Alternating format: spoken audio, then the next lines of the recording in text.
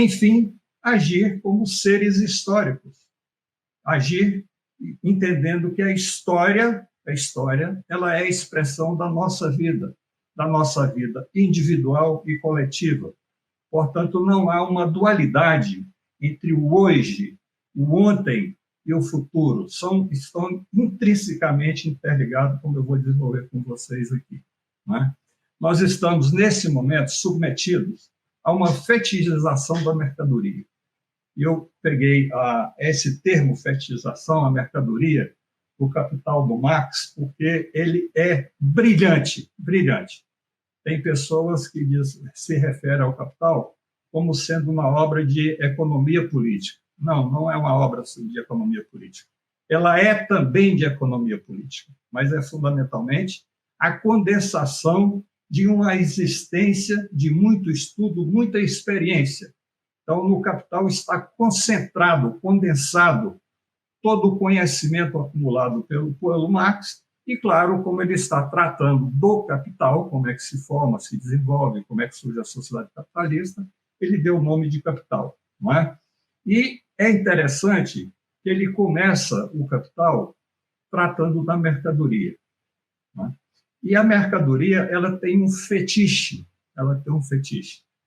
ela nos atrai, através, principalmente nos últimos anos, através da grande propaganda de massa, não é? Que vocês conhecem, não é? Ela nos atrai, ela exerce um fetiche sobre nós. Ela nos engana, ela nos envolve. E veja, a mercadoria, num sentido material, que é aquilo que nós consumimos, aquilo que nós utilizamos, e imaterial. Não é? E esse aspecto imaterial, que está no que Engels chama de luta das ideias, a luta ideológica, que é no campo imaterial, assumiu uma dimensão assustadora e de grande proporção nos últimos anos no Brasil. Não é? Então, essa fetichização da mercadoria em nosso cotidiano, em nossa vida, que nos leva a ver o mundo a partir de fetiches. Nós estamos submetidos à mercadoria enquanto um fantasma, um sentido fantasmagórico, resultante da produção destrutiva, seja ao nível material e imaterial, e da fé.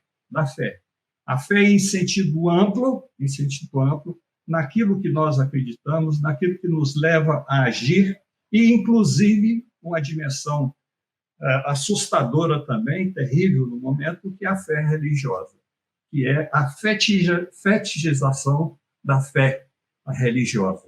Não é? E, no caso do Brasil, da fetichização da figura de Cristo, que é utilizado para justificar esses exemplos aqui. Não é?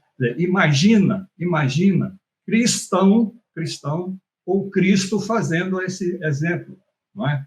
Cristo promovendo o genocídio, não é? Sendo adepto de genocídio. Não é? Então, isso é resultado dessa fetichização da mercadoria imaterial. E a fé religiosa se transforma nessa mercadoria.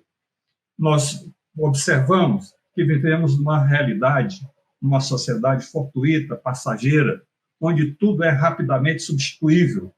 Vivemos no mundo do fetiche, do aparente, do superficial.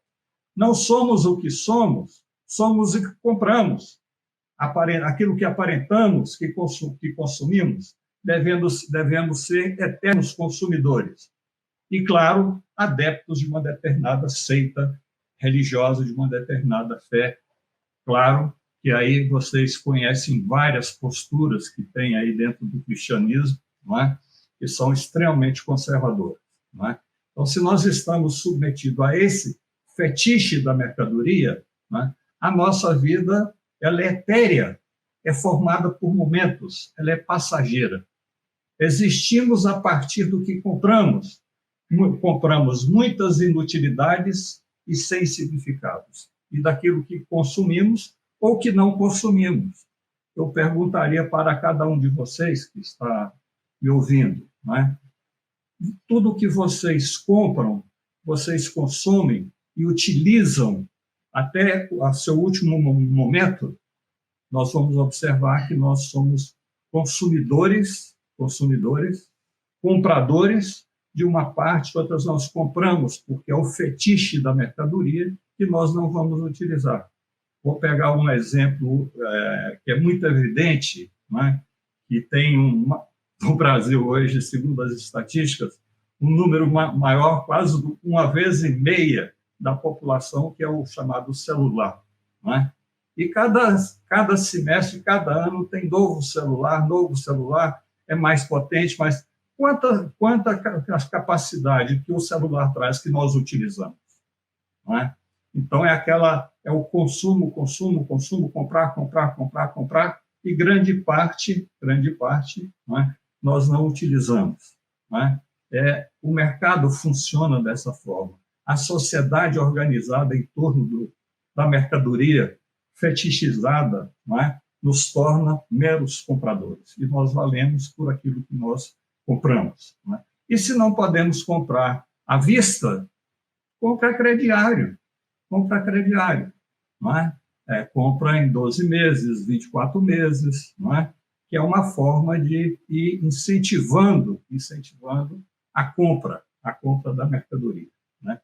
Então, nós vejamos aqui, eu queria chamar a atenção de vocês para uma obra que, hoje, atualmente, ela está um pouco esquecida, mas eu chamaria a atenção de vocês que vale a pena relê-la, ler e reler, que é o Manifesto do Partido Comunista de Marx e Engels, que foi publicado em fevereiro de 1848.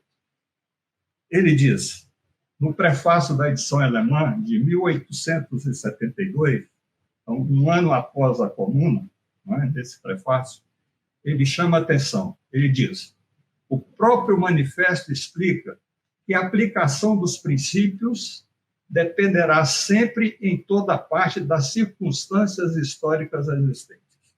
Então, aquilo que eu estava dizendo para vocês, os exemplos históricos não são para ser só festejados, não são para ser exaltados, nós devemos buscar aprender as suas lições e os seus ensinamentos. E cada momento tem suas especificidades, suas particularidades, porque a realidade que nos cerca, ela é multilateral e multifacética.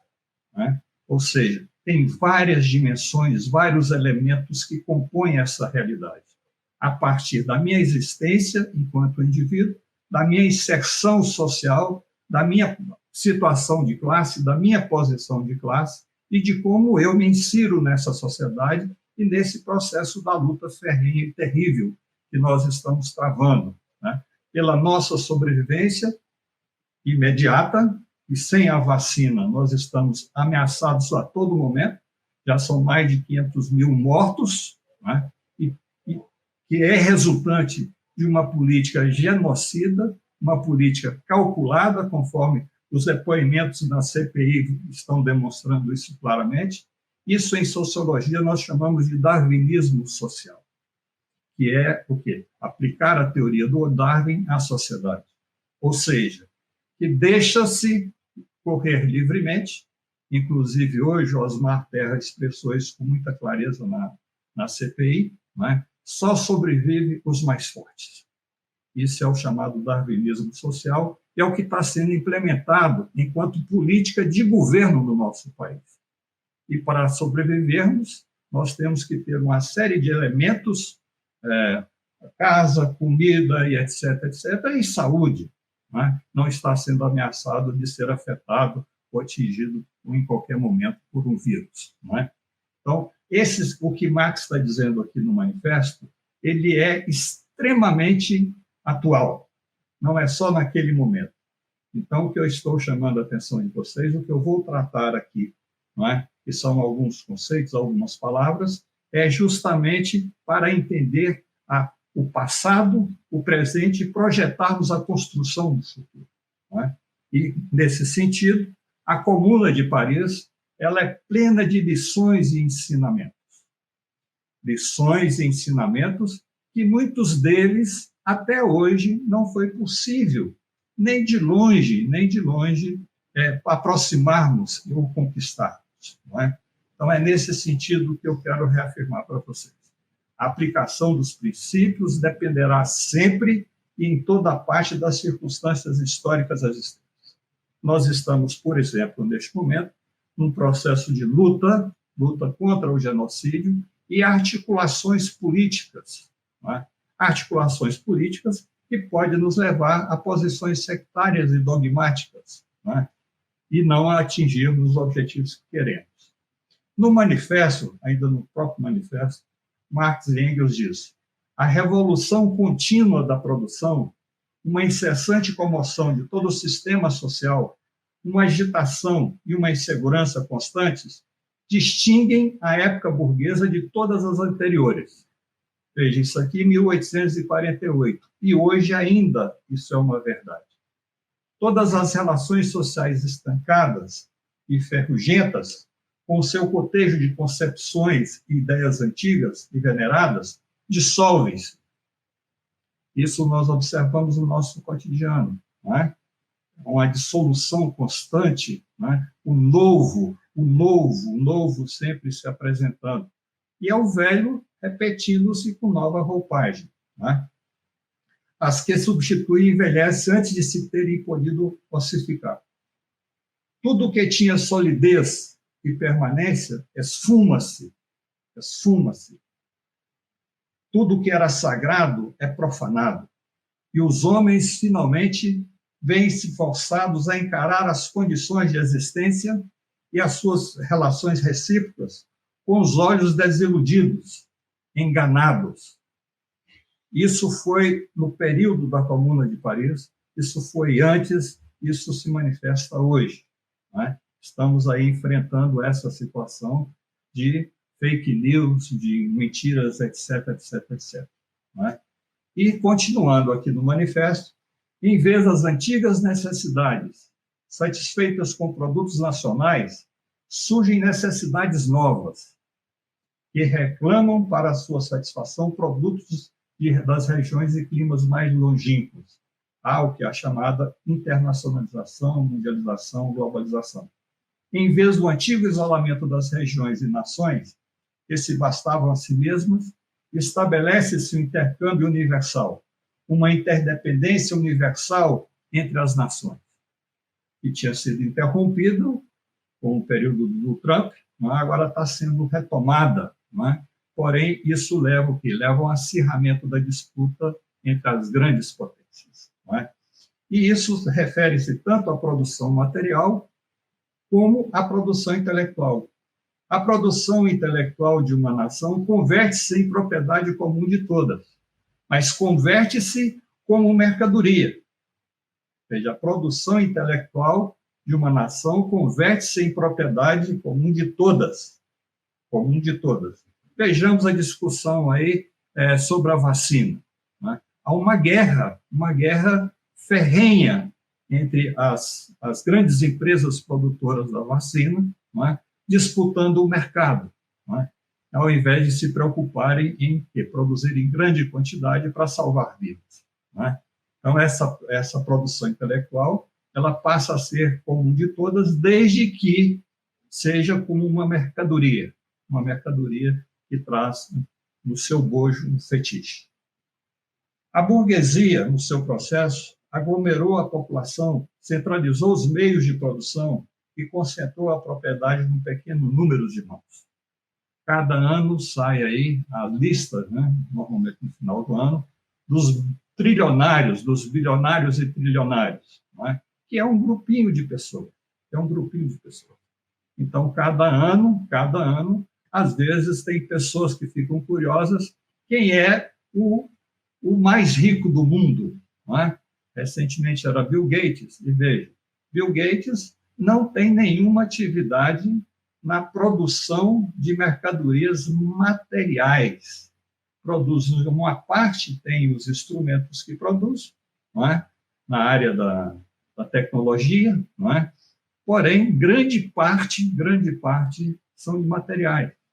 O Facebook, o Google, não é? Aqui, o que nós estamos conversando também, não é? Estamos dentro desse aspecto da relação entre o bem material e os bens imateriais, não é?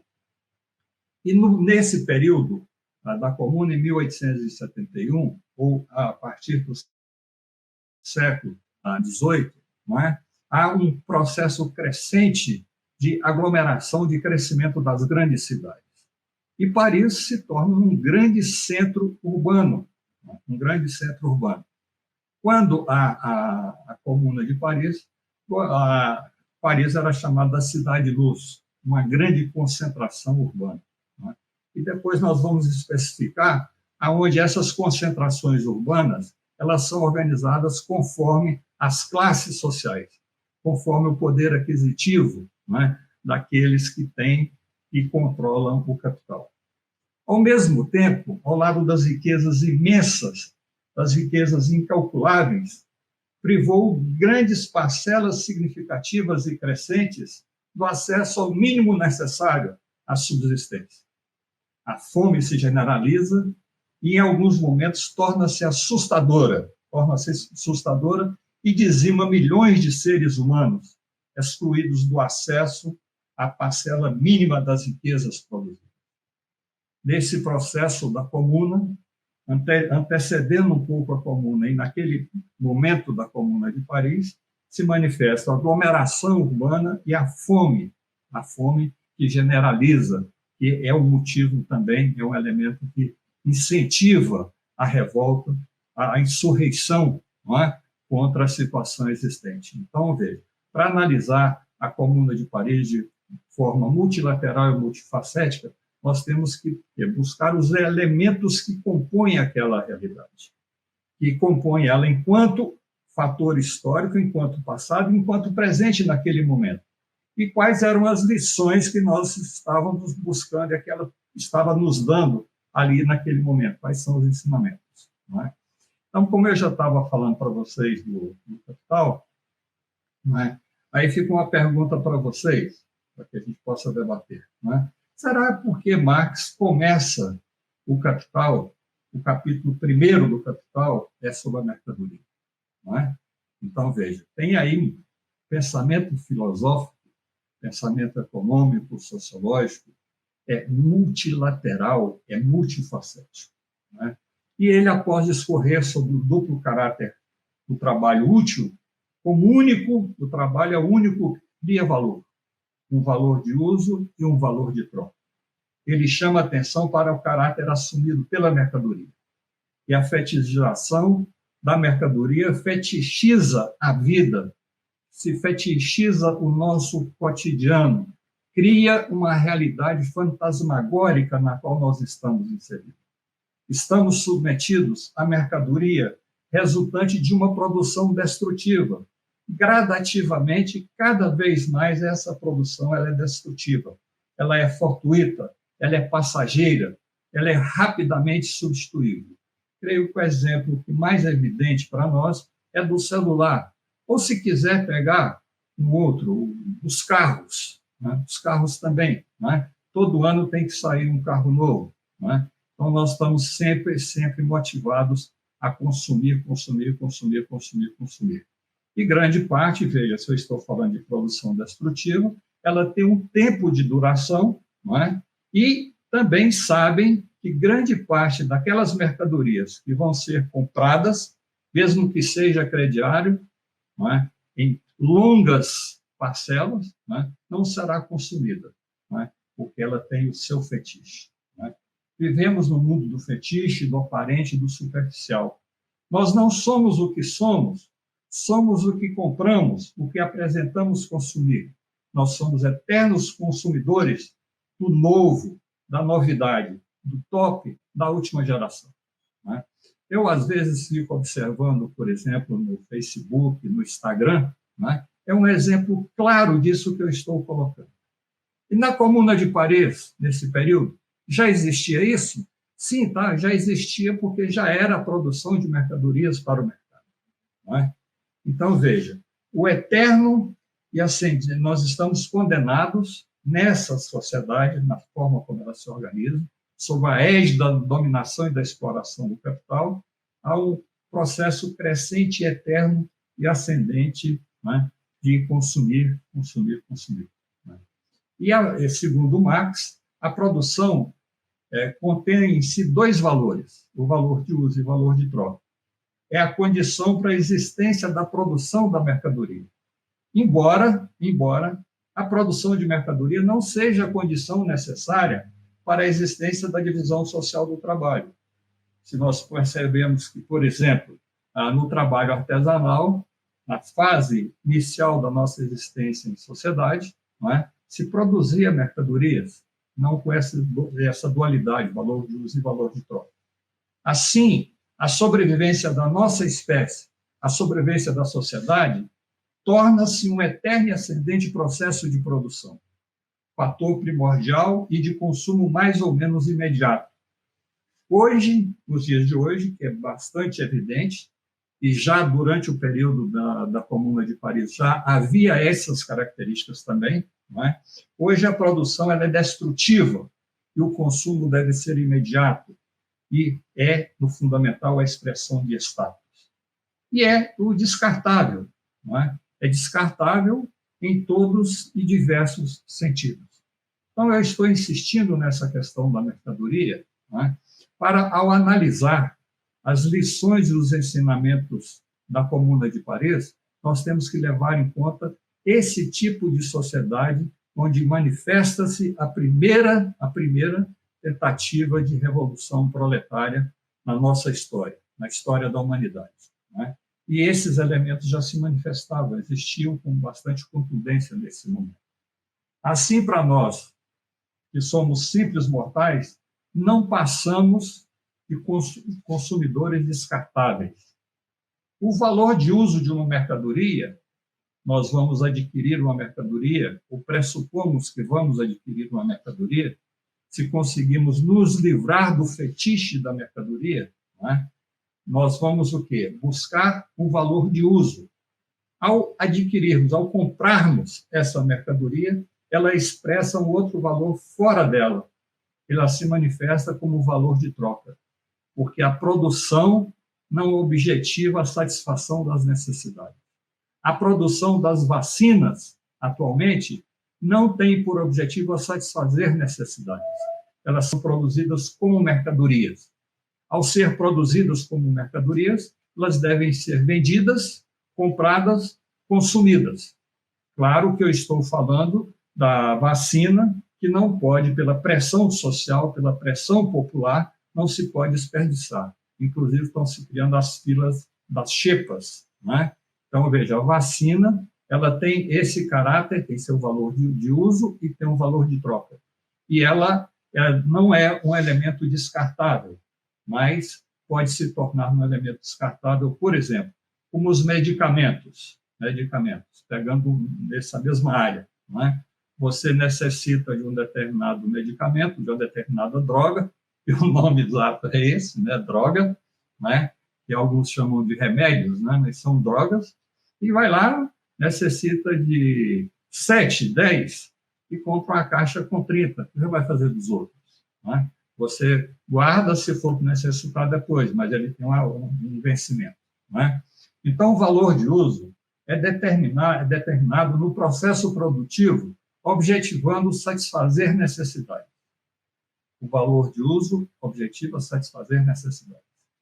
Mas o valor de troca, ele é determinado na circulação, que é plena de fatores de elementos sociais, indo da necessidade à moda, ao status, enfim, ao poder de compra dos possíveis e eternos consumidores.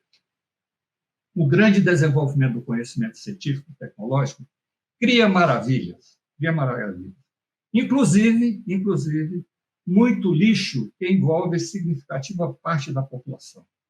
Não só os negacionistas, diria da população como um todo. Criou instrumentos para a propagação de mentiras que são propagadas através das internets, as fake news. As mentiras são apresentadas nesse mundo do fetiche da mercadoria, as mentiras são apresentadas como sendo a realidade. Eufemisticamente, alguns, mas academicamente chama de pós-verdade, não é? Pós-verdade é nada mais, nada menos do que o nome, uma variante das fake news, não é? Das mentiras que são elaboradas com articulação, com método, não é? Então, nós estamos vivendo nesse momento, né, tudo se esfuma no ar. Né? Tudo que tinha solidez e permanente esfuma-se. Tudo que é sagrado é profanado. Os homens, finalmente, veem-se forçados a encarar as suas condições de existência e as suas relações recíprocas como excluídos, desiludidos e portadores de sentimentos poucos nobres e agressivos. Isso conforme a visão, né, que predomina por aí, né, bandido bom é bandido morto. Né? Então, a cena da arminha. Né? E eles se dizem cristãos, fazendo essa cena da arminha. Né? Ou seja, porque os pobres, os excluídos, os explorados, os oprimidos, né, são agressivos, são portadores de sentimentos pouco nobres, porque só tem sentimento nobre aqueles que são detentores do capital. A burguesia aglomerou a população, centralizou os meios de produção e concentrou a propriedade num pequeno número de mãos, de grandes magnatas, muito superiores a diversos países. É só ver, cada final de ano, você vê a lista da revista chamada Forbes, não é? Você vê ali alguns que têm mais poderio, maior riqueza do que várias nações. Não é? E eles se tornam senhores do mundo. Ao mesmo tempo, cresce a fome, o desemprego, o trabalho precário, não é? E a mercantilização das relações sociais, das relações humanas, vão se afirmando cada vez de forma mais assustadora. As relações humanas, com raras exceções, são mercantilizadas, são monetarizadas. A vida, em toda e qualquer instância, na sua casa, aqui nesse exato momento, nós estamos na minha casa, não é? Se transforma em espaço de trabalho. Não é? Então, veja, com a pandemia, isso assumiu níveis assustadores. Nós não temos mais espaços de tempo livre, nós não temos mais espaços de convivência, porque se funde tudo em uma atividade que é perene, que é a atividade do trabalho. Não é? O exemplo mais evidente, que nos chama a atenção com muita contundência, é a chamada uberização do trabalho, o chamado trabalho remoto. Não é? Nós que somos professores, exercendo o trabalho remoto, não é? Nós não temos mais tempo. Nós fazemos os nossos instrumentos, a energia, a nossa residência, e temos que atender a qualquer momento, qualquer chamado do capitalista, do patrão.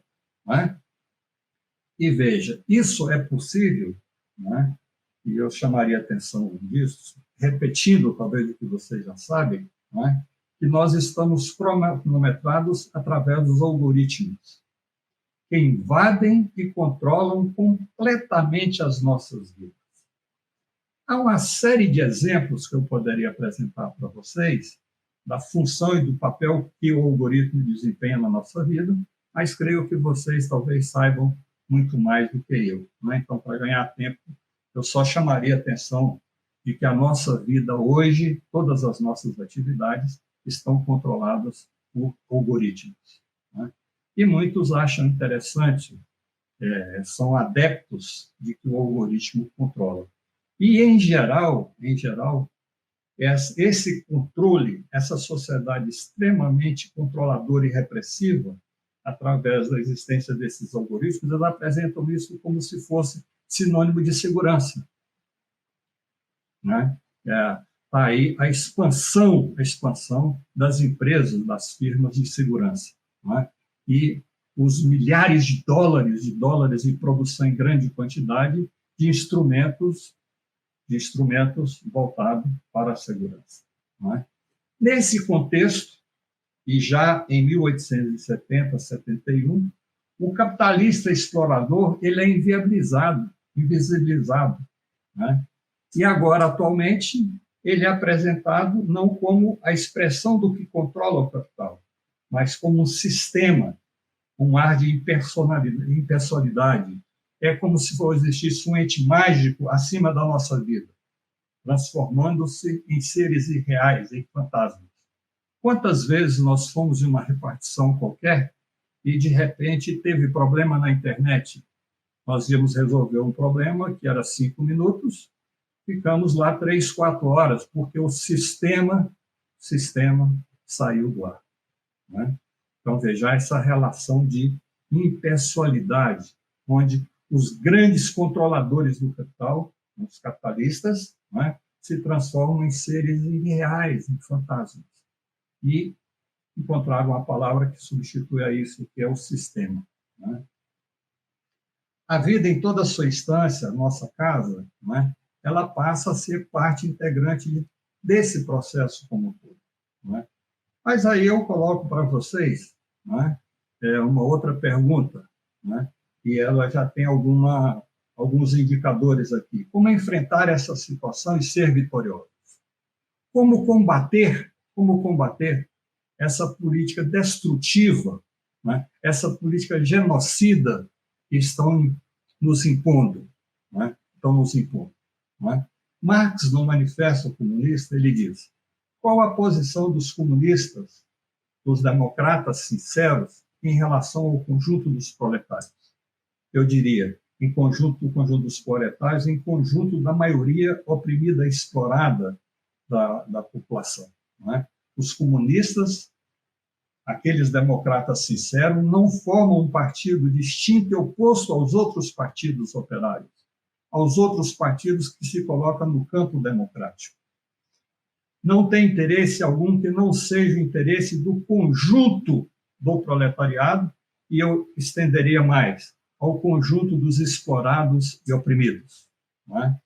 Não proclamam princípios especiais sobre os quais queiram modelar o movimento operário, queiram modelar o movimento proletário, queiram controlar e modelar os movimentos sociais. E esses movimentos têm sua dinâmica própria, têm suas reivindicações, têm sua vida própria, dentro dessa multilateralidade e multifacética que é a realidade. Os comunistas só se distinguem dos outros partidos operários em 2 pontos. Primeiro, nas diferentes lutas nacionais do proletariado, destacam e fazem valer os interesses independentes da nacionalidade e comum a todo o proletariado. Estava aí a Manuela dizendo do Projeto Nacional de Desenvolvimento. Então, veja, esse projeto ele tem que contemplar essa multilateralidade, ser multifacético. Segunda característica, nas diferentes fases, porque passa a luta entre proletários e burgueses, representam sempre os interesses do movimento no seu conjunto, dos explorados e dos oprimidos. Nesse sentido, os comunistas, os democratas, podem resumir sua teoria a esta forma: abolição da propriedade privada, acrescenta-se, do capital em suas diversas manifestações, que não é nada mais do que uma força social institucionalizada, legalizada através de um conjunto de leis e assegurada pela força armadas, pelas forças militares. E veja, o que é o capital? O que é a propriedade? A propriedade é uma criação social institucionalizada. E para que esse fantasma, que é o capital, que é a propriedade, para assegurá-lo é necessário leis. Para que essas leis se façam valer e sejam respeitadas, é necessário todo um aparato repressivo, é necessário forças armadas, é necessário forças militares. Não está aí todo momento ameaçando, olha, não chia muito, não fazem muito protesto, não saia muito à rua, porque senão nós vamos o quê? Botar os militares nas ruas. Então, veja, no fundamental, quem detém o poder real e que assegura o poder real do capital, que é uma instituição, um conjunto de leis, é a força armada, é a força das armas.